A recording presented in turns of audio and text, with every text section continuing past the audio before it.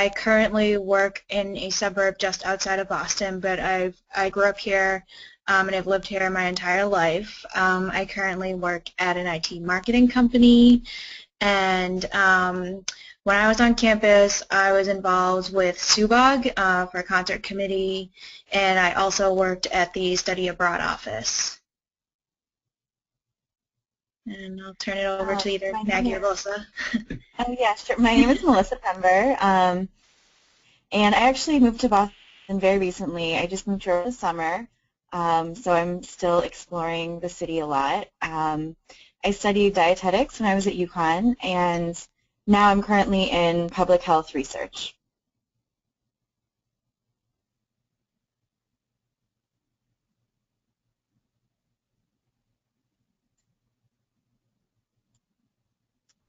Am I next? Sure, go ahead. Yeah, sure. Okay. I'm Robert Butlong, and I'm class of 03, School of Business, and traveled around a lot, Washington, D.C., Philadelphia.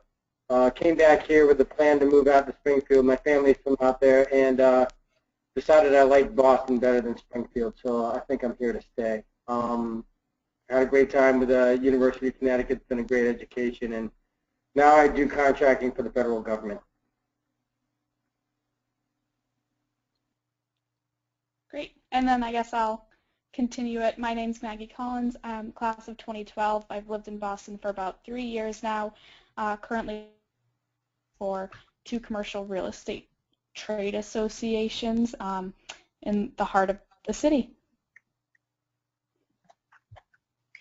And we also were supposed to have one of our outgoing co-presidents slash special advisor to our board, Kirsten, but she was actually unable to make it tonight.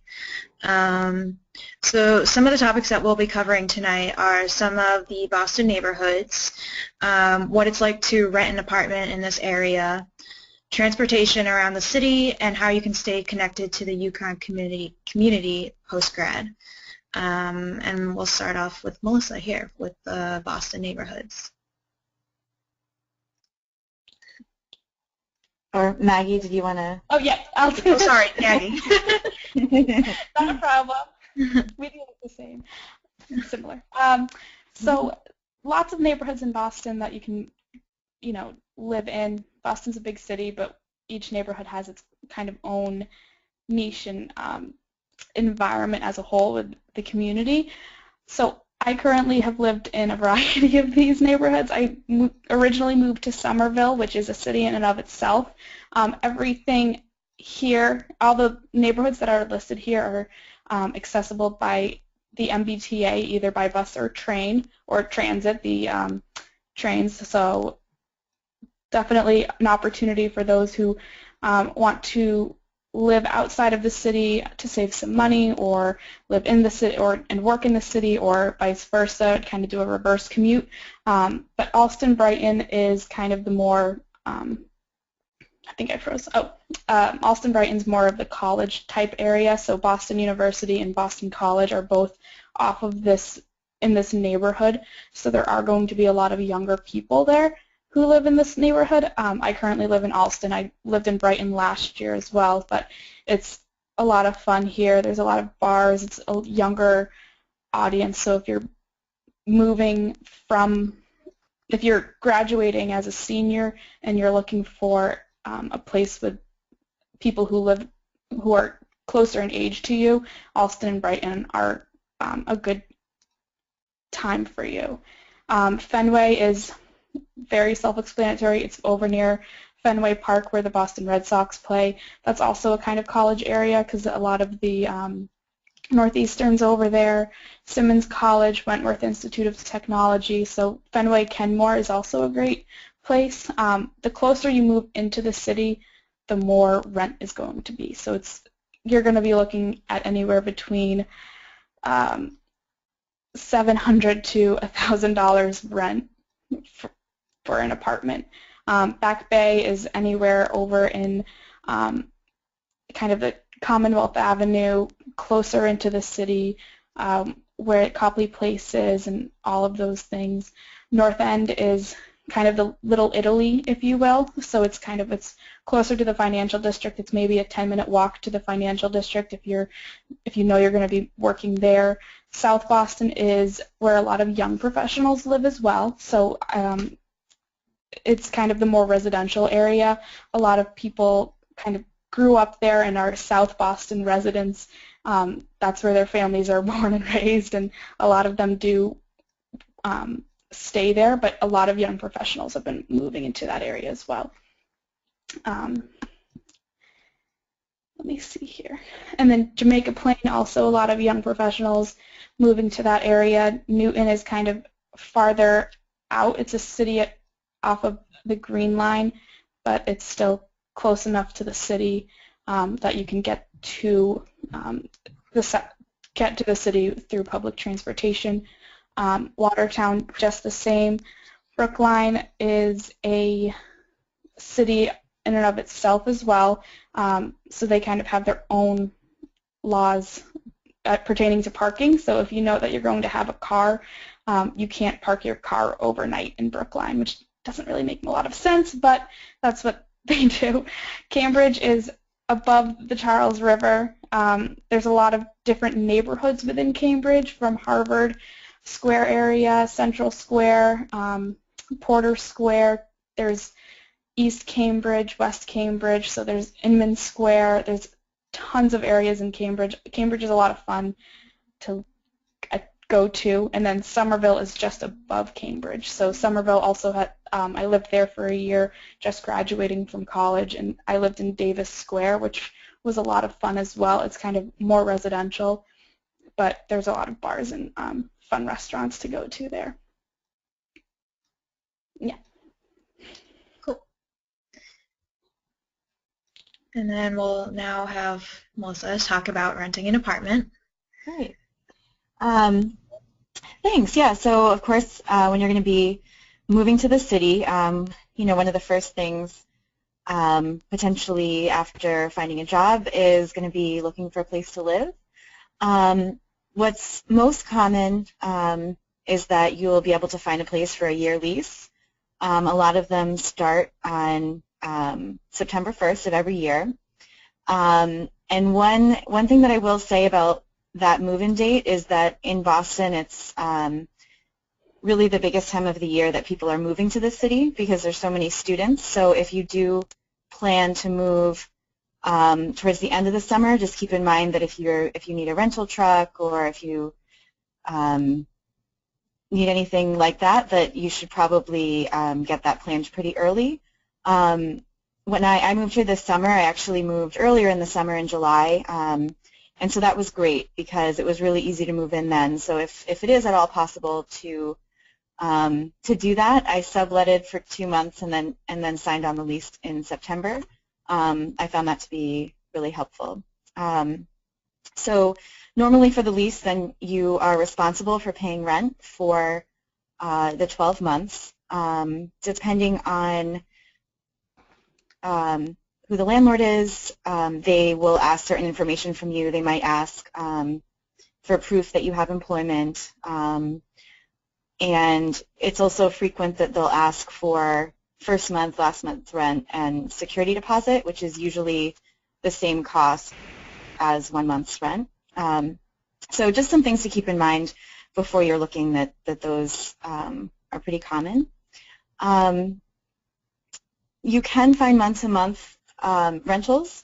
I think it's a little bit more challenging to find that, but then that would be for maybe a shorter term stay if it's just an internship and you don't think you need a full 12 months. That's a possibility. So when you're first looking to rent an apartment, I find that it's really helpful just to think about what you want in an apartment kind of before you go and really start looking. And that might change a little bit as you start looking at apartments. Your opinion on what you want might be shifted once you kind of see the neighborhood or see what the apartment looks like. But some key guidelines to have in advance are a price range. And that's different for everyone. A lot of it depends on if you have a full-time job going in or not. I've heard a recommendation of really rent should not be more than 30% of your salary, just so that you're able to pay for other things. I mean, Boston is a really fun city, and you want to have some extra money to get dinner or go out and be able to save a little bit of money as well. So definitely keep that in mind when you're looking for an apartment. And in particular for Boston, it gets pretty cold here in the winter, so keep in mind that your heating bill will go up significantly. So whatever you're paying in those initial summer months for rent and utilities, that will go up. So I recommend asking either the current tenants or if you decide to move into a complex, asking about how utilities work and getting a good sense of that as well, because it's usually separate from the rent. And there's a couple options. I've always rented a house or a condo from someone else, so maybe someone else on the panel has more information about what it's like to live in a complex. But if you are looking for a complex, a lot of those will have amenities, maybe a small gym, or other things that you can access that are part of paying rent. And if you're looking for a house or a condo, then you're usually going to be living with a few more people. I personally have found it to be a little bit more affordable, but I'm sure it depends also what neighborhood you're looking to live in.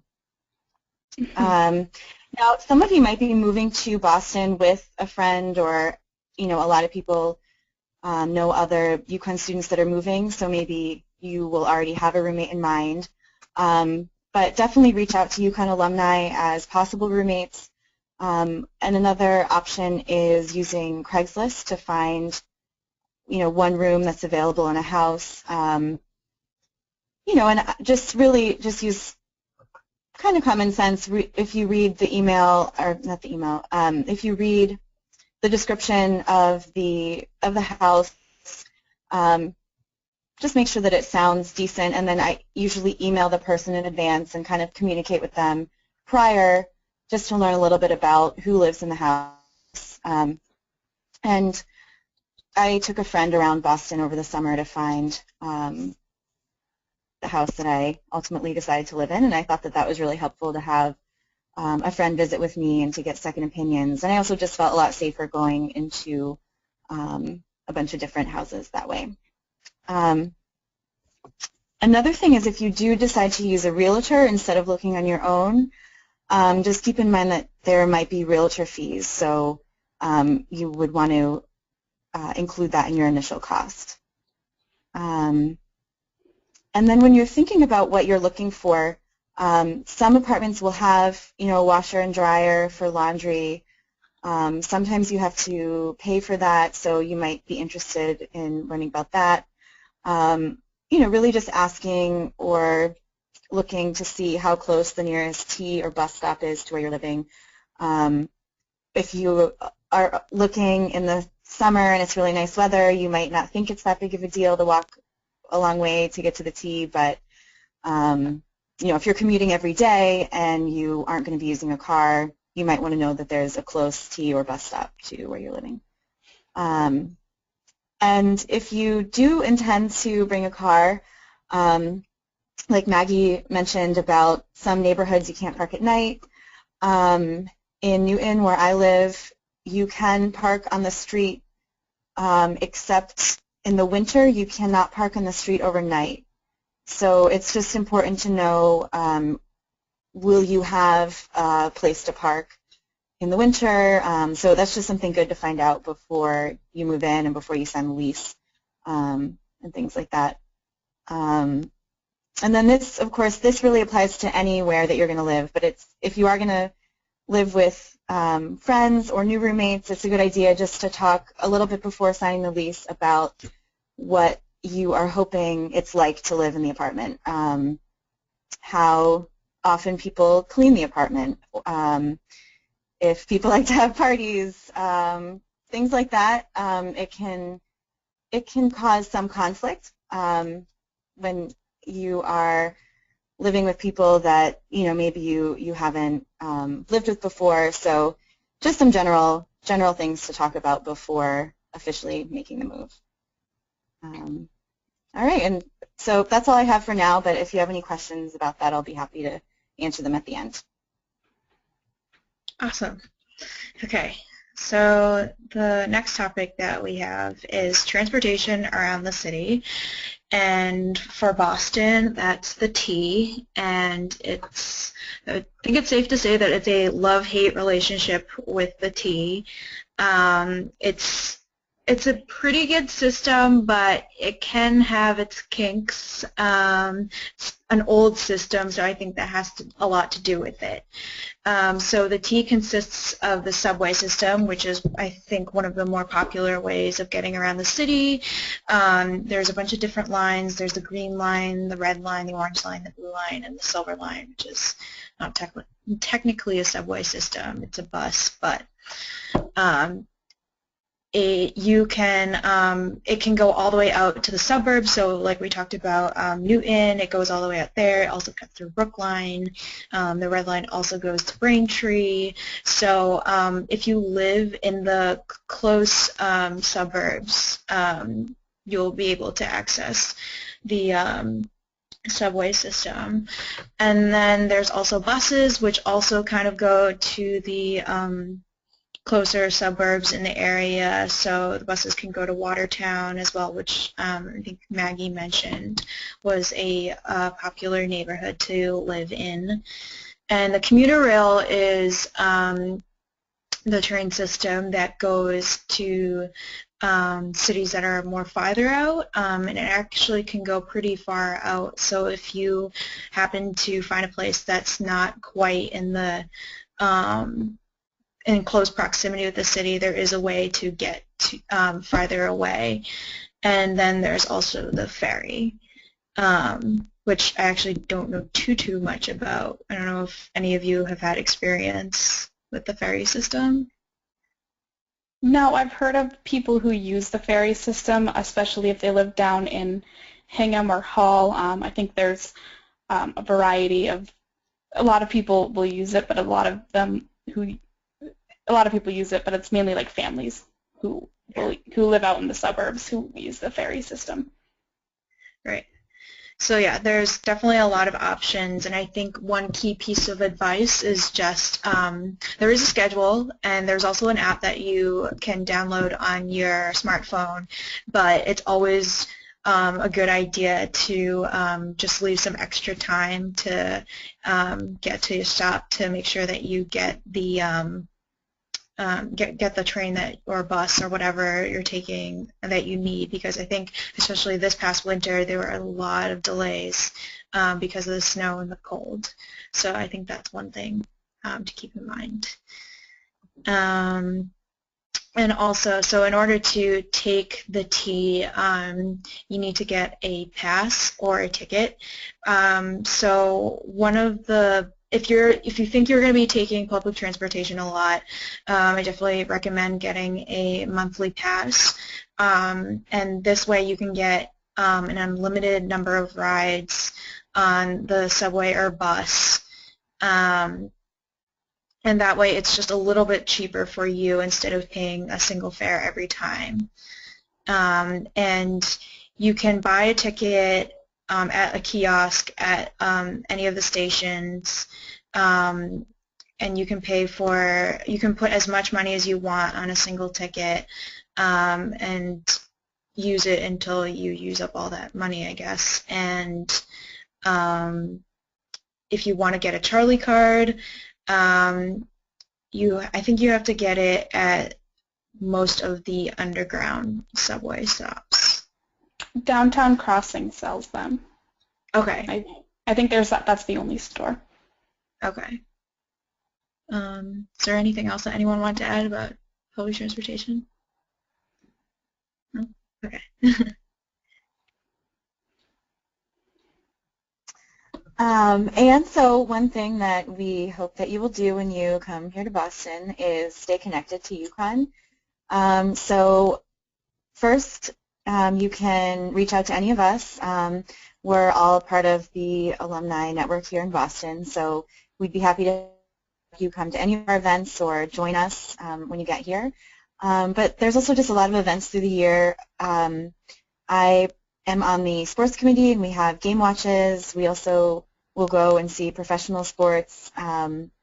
We have cultural events, networking events, and then we will also be having a Welcome New Grads event, so definitely keep an eye out for that. That's something that will be happening, I think, in the early fall, so that we hope that you guys will come out to that.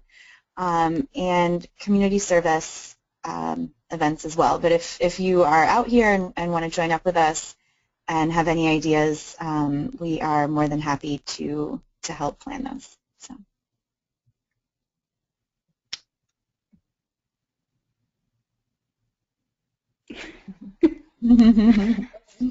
So, as you all may know, Boston has its own little accent, if you will. So Bostonisms definitely are big here. So wicked, not so much anymore, but you will hear it every once in a while.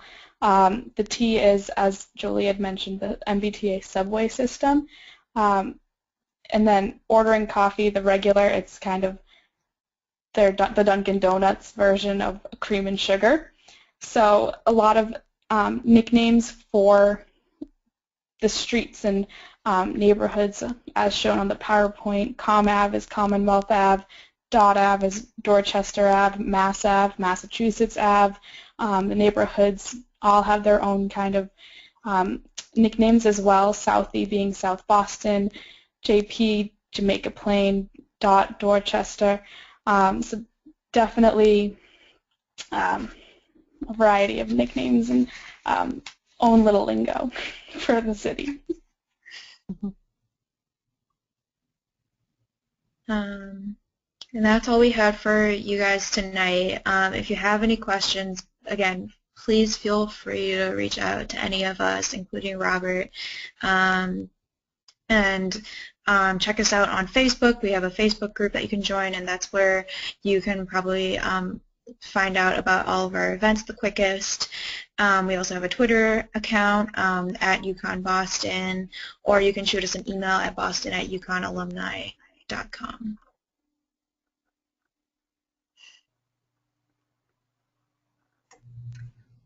Hi, everyone. Thanks for listening in. We have time now for some questions. I know we have a few that came in via the question box. I'm going to start with those. And if you think of something while we're talking, please type it in via the question box and we'll address it right now tonight.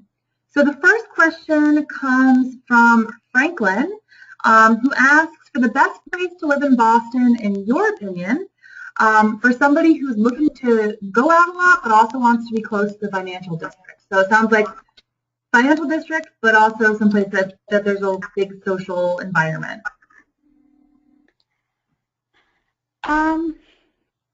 So I would definitely recommend North End or Southie. Southie definitely has its own, is where a lot of young professionals who work in the financial district live in Southie. So they definitely, from what I understand, people actually go to Southie now to kind of go out to their bars and things. But it's very accessible to the financial district through buses. So you'll definitely have a lot of people who you'll recognize and see throughout the time. It is a more suburban area, so it's kind of, there's a lot of multifamily houses being kind of, it looks more like a house, but it's like 3 apartments stacked up on top of each other.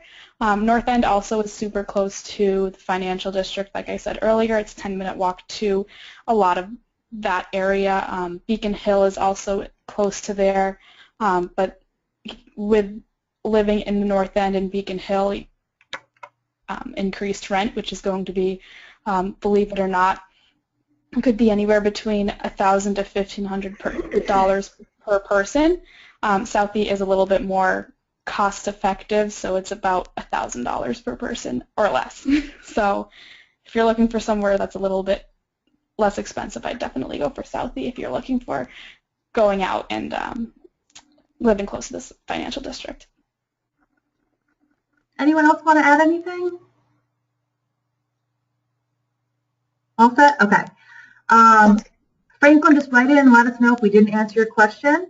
I do also want to give a shout out to Caitlin Gallagher. Apparently it's her birthday today, so happy birthday, Caitlin. And then a couple more questions. Samia asks if it was difficult to find a job while being out of state.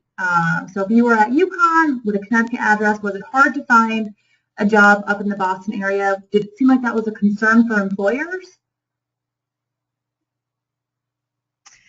I can speak to that in a couple ways, I guess. So I actually most recently was living in North Carolina when I was applying for jobs here in Boston.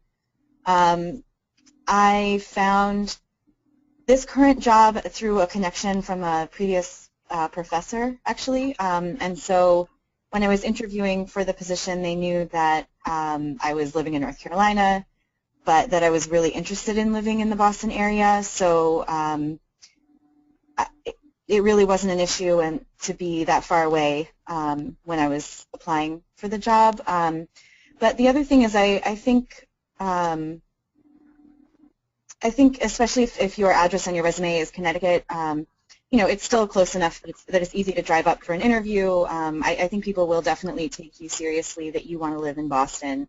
If you're a recent UConn grad, I think a lot of students will get a first job up here. So I wouldn't necessarily worry about that. If you want, in a cover letter, you can mention that you're looking to move to Boston if you just really want them to know that that's important to you. Anyone else want to chime in about that? Was it difficult or not difficult trying to find a job from out of state? Okay. We have a question. I'm trying to see where it went. All right. I believe it was a question about any recommendations on a place to live in Cambridge, or just some information about Cambridge as a sort of, I guess it's considered part of the city, but it's sort of a suburb. Any experience on what it's like to live there? I think I can talk about that. I live in North Cambridge, which is near Davis Square. Cambridge is kind of long and stretched out. It stretches from like West Boston, and it stretches out for quite a while. It's kind of like long and thin. You got a lot of academia in Cambridge. You have MIT, Harvard. And Tufts is up in, I think it's Medford, which is not far from Davis Square. I'm not sure what else you might want to know. I think Cambridge is pretty good. I like it there. You know, Davis Square is a pretty good place to go. There's some pretty decent places up there, and not to mention, you know, you'd probably be right on the red line, so you'd be able to get out to Central Square and many of the other, and Harvard Square, which are a couple of the other hot spots in Cambridge. I don't know if that answered the question. Anybody want to add to that? I think I should speak about something else. Well, I can't speak directly to living in Cambridge, as I live in Newton, as I said before, but it's really easy for me to get to Cambridge, so I tend to go there to go out to eat or to go out. There's like improv there, there's salsa dancing there. I think there's a lot going on, yep. A lot of yoga studios. So I think I really love Cambridge. I don't know exactly what it's like to be living there, but I think it's a great place to spend time. So I would think that if you can find an apartment that you like there, that it would be a really fun spot to be in. And it's still pretty well connected to the rest of the city via public transit. So if that's a concern, you can definitely still get around pretty easily from there. One more thing I might add is I think Cambridge might be a little bit pricier than, say, Somerville. I don't know if anybody else can agree with that. It might be a little bit pricier than Somerville or some of the other places that you discussed on when you were talking about renting. Great, thank you. So just a reminder for everybody who's listening in, if you want to ask a question, you can just do it on the right-hand side of your toolbar. Just click the question on the little plus sign, ask your question, and we'll try to get to it if we have time. We have another question. The question is, are there any networking events coming up soon? This particular person is looking for jobs in Boston in public health research and would love to attend more networking nights to learn about career opportunities. I think we're in the works of planning out the rest of our calendar for the summer. I think we're looking to have an event towards the end of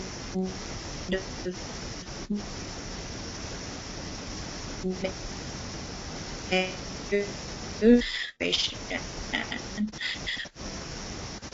If you can email one of us information to you as soon as possible. Yeah, and I also, if you're interested in public health research, that's the field that I'm in, so feel free to send me an email, and I'm happy to answer any questions. I'm not sure exactly what type of research you're interested in, but I'm more than happy to connect you to someone, at least try to help. So feel free to send me an email. Great. We have a question specifically for you, Jolie. Okay. And what is your favorite part about living in Boston? My favorite thing about living in Boston, I feel like even though it's a little bit smaller than, say, New York City, I think that I'm always finding new stuff to do. I feel like the city's always trying to come up with like all these different events, and especially in the summertime, there's just so much to do. There's like the SOA Open Market. They just started this new thing called, I think, called the Lawn on D. Is that what it's called, Maggie? I think you mentioned that one time. Yeah, that's a lot of fun from what I understand. It's this big outdoor public space with a bar and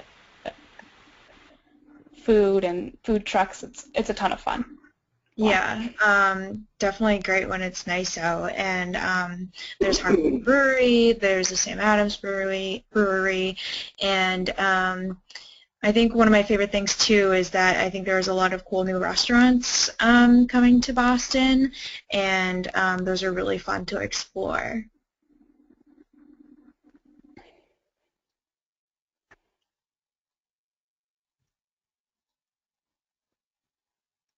Anyone else have? Sure. So just kind of to chime in there, I love living. I've been living here for about 3 years now, having been from Central Mass, and what I love about this city is that it's kind of, you're mixing the old and the new, so there's a lot of historical buildings here, and there's a lot of new buildings that are coming up, so there's a lot of development that's going on in the city.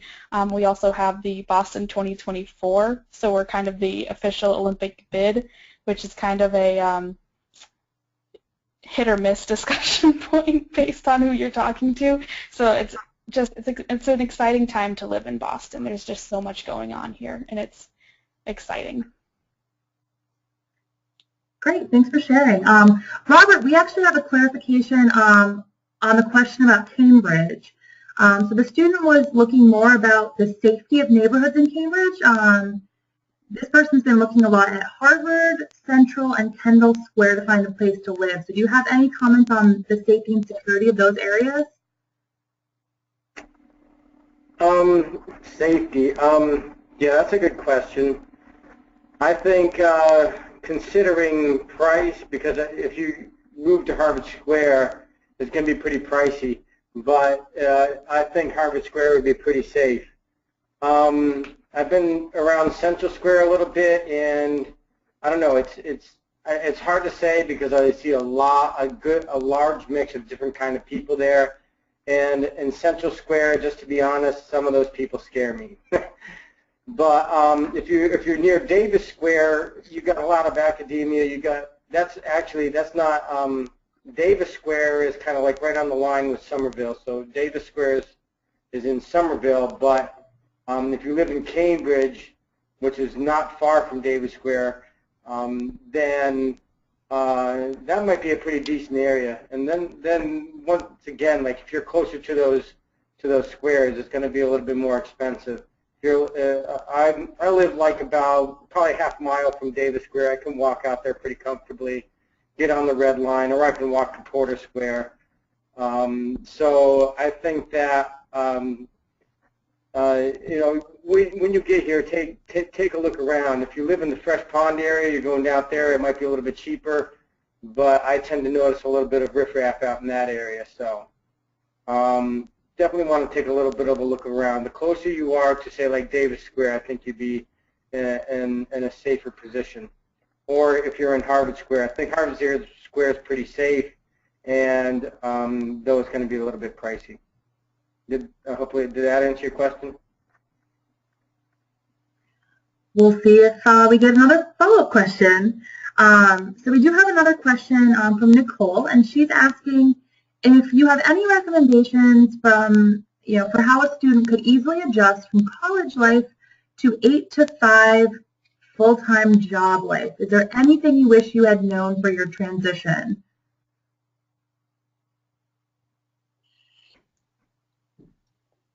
The workday is really exhausting, and you don't think that it's going to be tiring, and you don't understand why people say, oh, 9 to 5 is so tiring, but then you get home and you're like, wow, it really, like, there's no rhyme or reason for it. It's just, that was kind of the biggest shock for me, where, not that it's super exhausting, but at the end of the day, all you want to do is just kind of relax a little bit, and that was kind of the biggest shock to me when I started working full-time.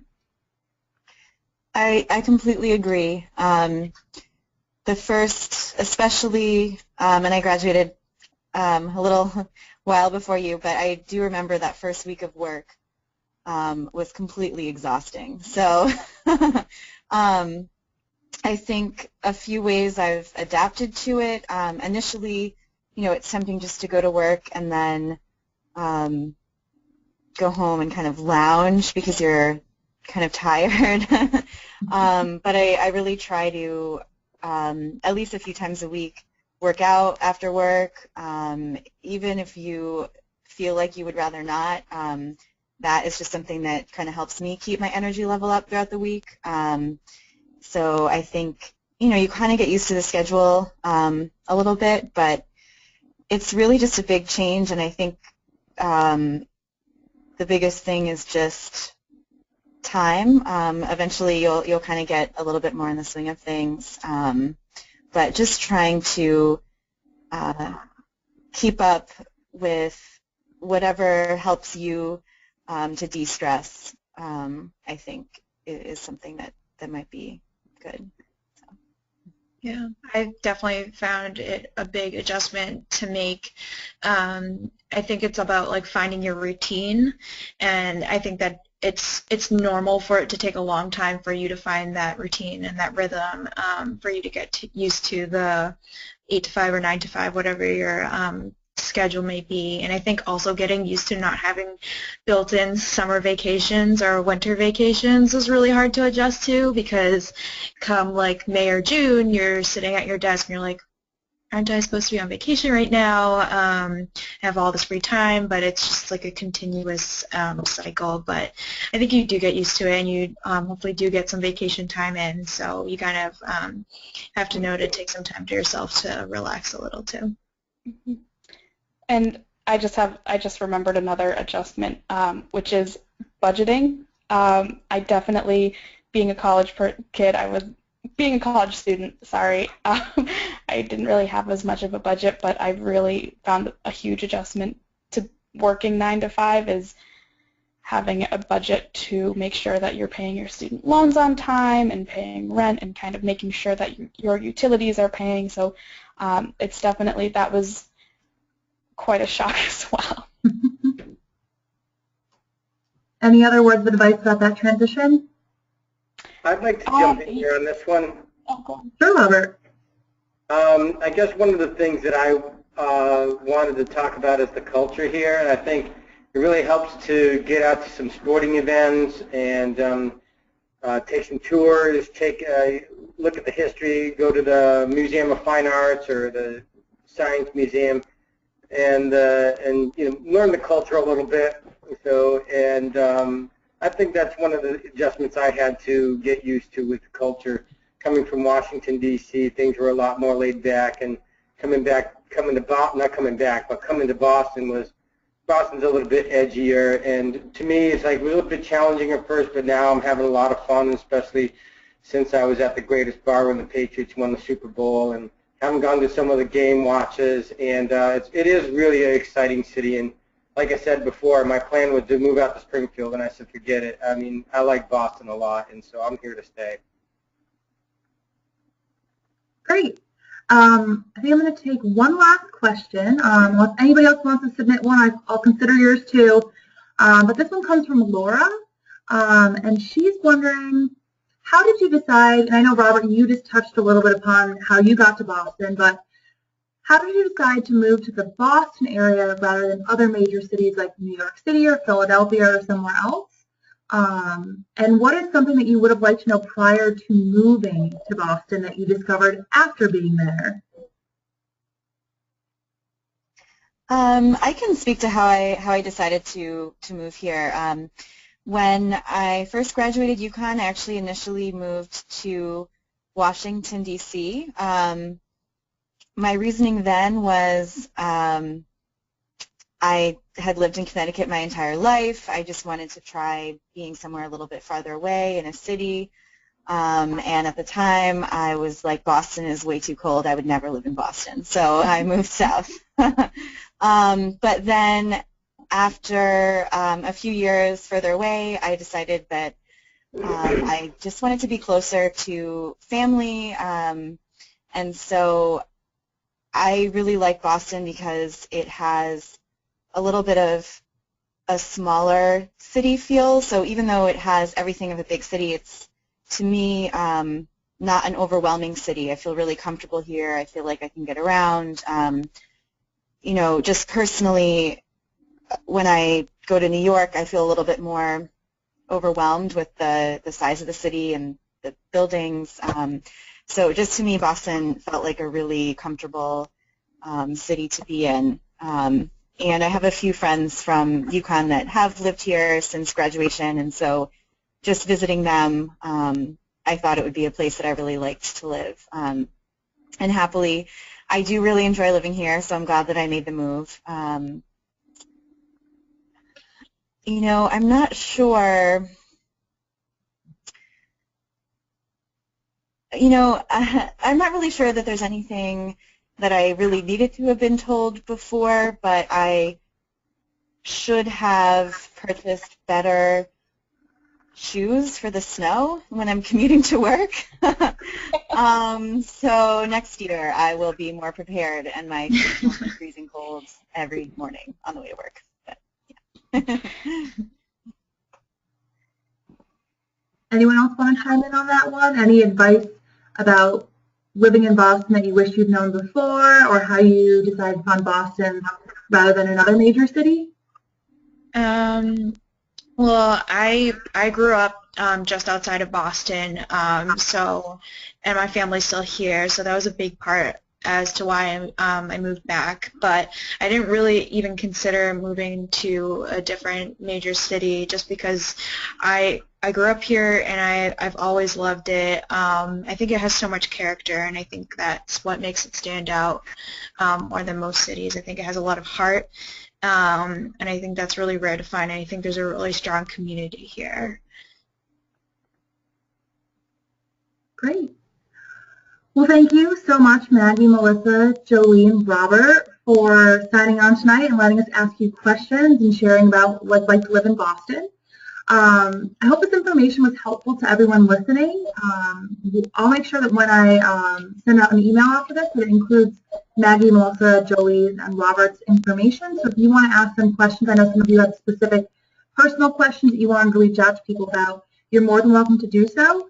And we have a lot of alumni in the Boston area, thousands and thousands. So they make our Boston Alumni Network. And they'd all be, I'm sure, very happy to talk to you. So if you have questions, and maybe Maggie, Melissa, Joey, and Robert can't answer them, I'm sure they can connect you with somebody else who can, or I can connect you with somebody else who can.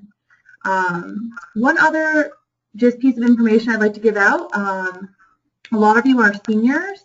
It is not too early to start connecting with the UConn Alumni Relations Office. We're here to help. We want to help you get connected, whether it's, if there's an alum who works where you want to work, we can totally get you, in touch with that person. Or if you want to find out just information, like what it's like to live in a city. So if you weren't sold on Boston and you have a couple other cities on your mind, Laura, I'm thinking of you since that was your question.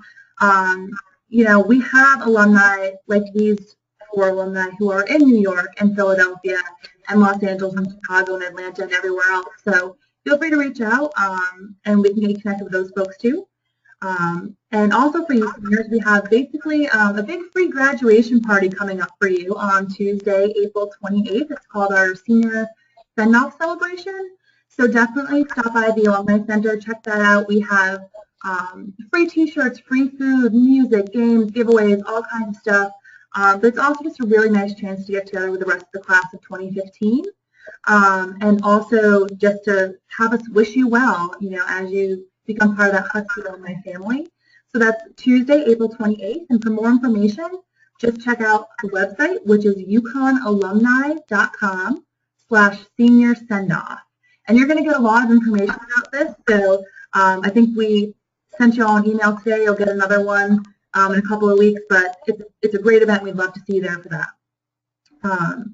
Also, one other note, I've attempted to record this session. So if I was successful, I'll also have a video that I can send out to all of you. So if you had a friend or someone else who, a classmate or a relative who was thinking about moving to Boston but couldn't tune in tonight, you can definitely share that information. It's recorded, so the more people who see it, the more people we get to share this experience with. And I want to thank you one more time, Maggie, Melissa, Jolie, and Robert, for spending this Tuesday night with us. Thank you, thank you, thank you, and thank you. And best of luck to all of those who are graduating. Congratulations. And I hope everybody enjoys the rest of their Tuesday night. Thank you, and good night. Good night. Night. Bye. Bye.